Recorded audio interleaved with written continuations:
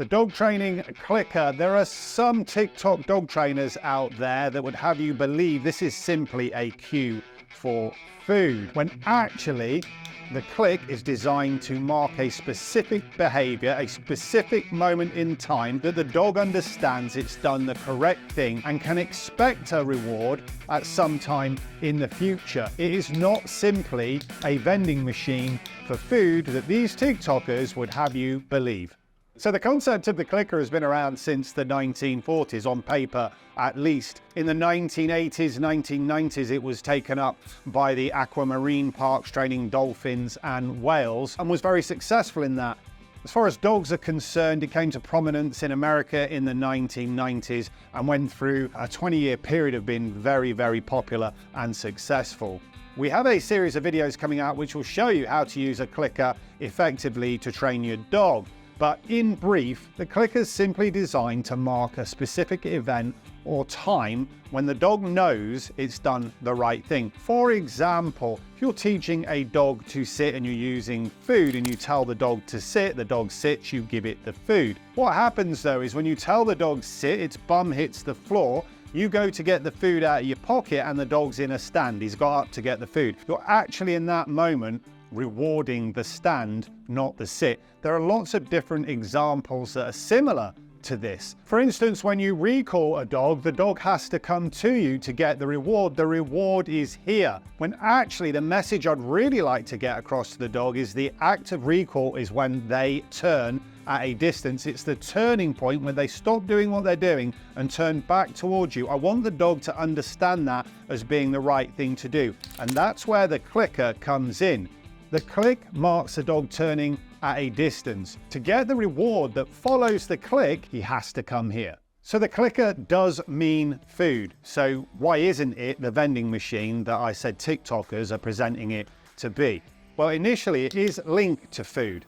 The dog understands it's done the right thing, and predominantly we use food as a reward with the clicker. The difference is though, once the dog understands what the clicker is about, that a reward may come, it has to work out what it needs to do to make the click.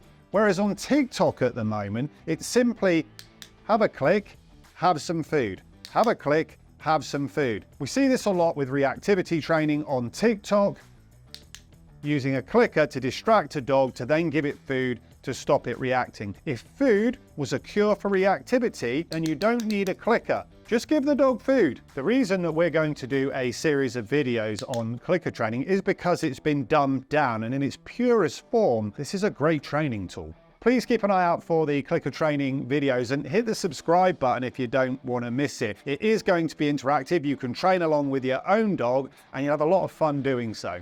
The next bit of equipment we'll be focusing on is the ball chucker, and we've sent out our top reporter, John, to go and check it out. Moving on to the good old-fashioned ball chucker.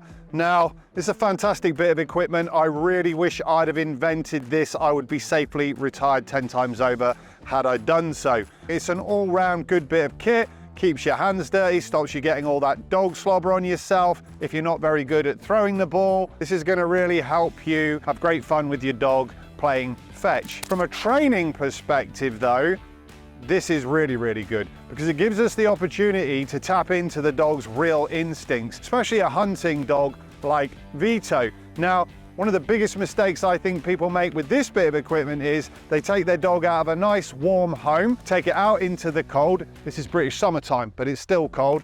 And they take that dog that isn't warmed up and they start slinging this ball backwards and forwards because they need their dog to be tired out so that they can feel better about themselves, or so the dog behaves. I'm not a sports scientist, but running backwards and forwards without warming up relentlessly, without stopping, it's no good for anyone, man or dog. It's going to cause injuries, and actually it's not what dogs are designed to do. So what are dogs designed to do? Well, hunting dogs like Vito are designed to go out, hunt, chase and search for. So we're going to use this ball chucker to tap into his natural instincts. I'm deliberately going to throw the ball into long grass so that he can search for it. Now you don't need to do this static. You can do this while you're walking through the countryside or fields. But have a bit of consideration for the dog. Even a super keen dog like Vito, who wants to go and go and go, we have to be careful that he's not exerting himself too much. So throw the ball, let him find it, bring it back to you,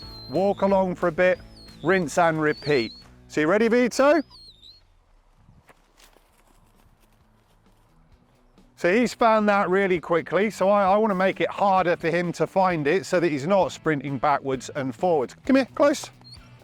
So we're actually incorporating obedience into this exercise as well. We're expanding the parameters of the game we're playing. It's not simply a mindless exercise of chucking the ball backwards and forwards. We're mentally stimulating our dog as well. We're tapping into his natural instincts, and whether it's a hunting dog or otherwise, this is still great fun, and it's really good for your relationship with the dog. It's going to mentally tire your dog out. Now, Vito's super clever. Wherever I throw this ball, he finds it very quickly. So I'm going to have to use a bit of kidology so that he has to put some effort into finding the ball. I don't want him just chasing it down and using his eyesight. I want him using his senses, like especially his sense of smell.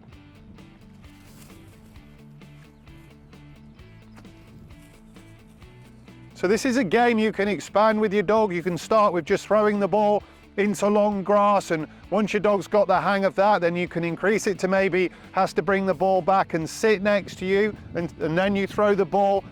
And you can build on that by having your dog down and not actually see where the ball lands, but understands that he's got to go and find it.